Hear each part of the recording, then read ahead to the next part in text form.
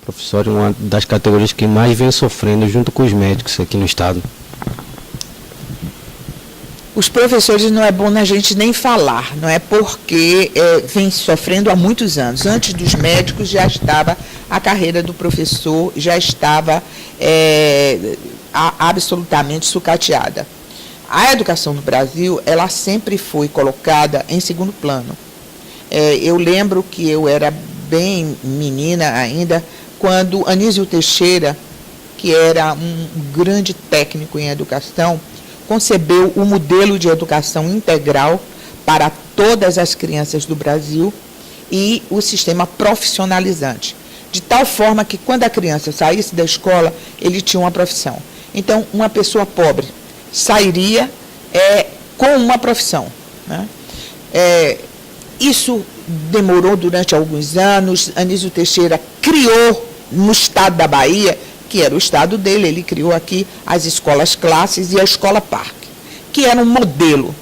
Várias e várias gerações conseguiram sair da absoluta pobreza, de lares desestruturados, porque a escola supria essa desestruturação da família, porque trazia para si toda a questão de ensino, de lazer, de compreensão pela vida, mas não tirava da família, porque as crianças iam dormir em casa, mas no outro dia passavam o dia inteiro na escola. Esse foi o modelo idealizado por Anísio Teixeira. Esse modelo acabou. Acabou por quê? Qual foi a desculpa que foi dada pelo governo federal para acabar? Bem, nós não temos recursos para investir em todas as crianças do Brasil. Então, nós não vamos privilegiar alguns estados para fazermos esse modelo. Então, vamos desmanchar e fazermos o modelo pífio, que é a criança metade na escola e no outro dia, na outra metade, fica em casa sozinho. Nessa concepção de baixar e nivelar por baixo, foram os professores. Porque, com essa ideia de que não existe verba suficiente para a educação, a primeira coisa que fizeram foi o seguinte: cortar os salários dos professores. O professor, antigamente, era uma pessoa que tinha um nível social muito bom, era aquela pessoa ouvida pela sociedade, ganhava bem, era uma pessoa instruída, era uma pessoa interessada, era um status ser professor, né? Com a defasagem do salário, foi caindo o nível. Existem muitos professores vocacionados, mas para ele ser vocacionado e ser professor, ele tem de ter um rendimento outro, porque hoje um professor não pode viver só com o que ganha. Se a gente for para o professor primário, aí é uma tragédia, porque o professor primário, além de ter salários baixos, ele não tem o quê? Ele não tem estrutura. Ele vê as crianças que falta tudo, né? E isso é de uma importância fundamental, a escola ter uma estrutura, porque a escola hoje, diante da grande dificuldade das desestruturações familiares, a escola supre isso. Eu, por exemplo, no outro dia estava vendo um programa sobre o fenômeno que aconteceu no Piauí.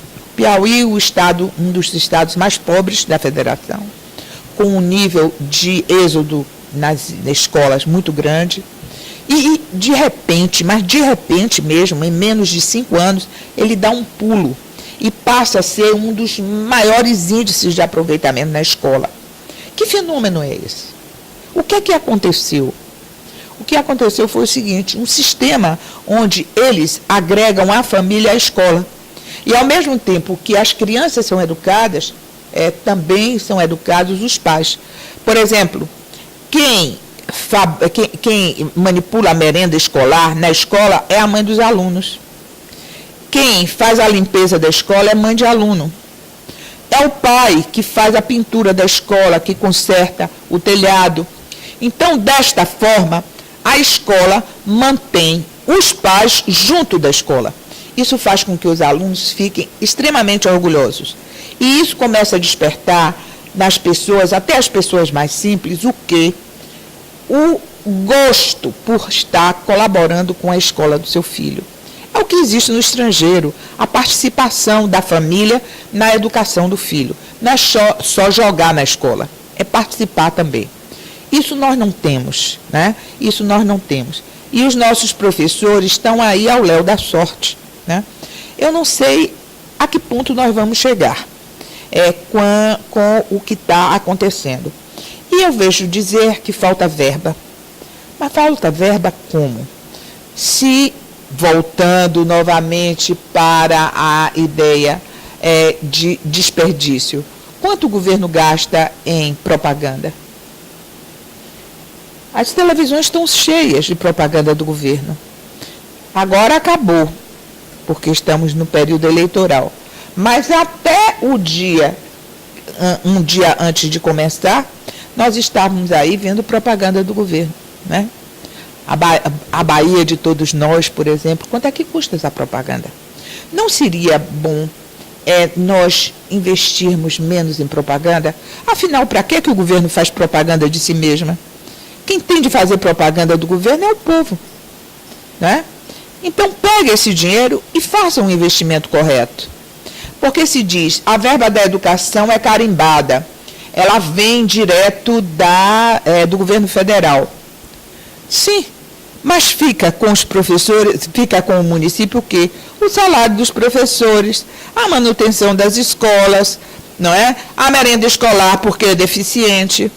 No outro dia eu conversava com uma diretora da escola, uma diretora de escola, uma escola com 200 alunos. E ela me disse o seguinte, Entre Rios, ela me disse o seguinte, doutora, para a merenda escolar, aqui para 200 crianças, chegou 2 abacaxis e uma melancia.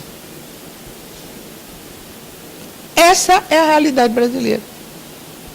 Isso aí são depoimentos que não é de candidato, né? Com aquela voz alterada, que quer fazer a propaganda. Eu não quero fazer propaganda de ninguém, nem quero machucar ninguém. O que se tem é de dizer isso, é de anunciar isso. Falar a realidade. Porque eu vejo na televisão a propaganda das escolas, uma coisa linda, as crianças felizes, sorrindo, com caderno na mão. E eu sei que não tem caderno, não tem lápis, não tem livro, não tem nada. E a professora faz o quê? Vai para o quadro negro e fica fazendo. Escolas que não têm sanitário. Escolas que não têm sanitário. Eu, no outro dia, fiz uma visita à Amargosa. E na entrada da cidade, eu vi uma vila de casas, né? Casas populares, dessa de Minha Casa Minha Vida, e no centro um grupo escolar, assim, muito bom. Bem grande, bonito até.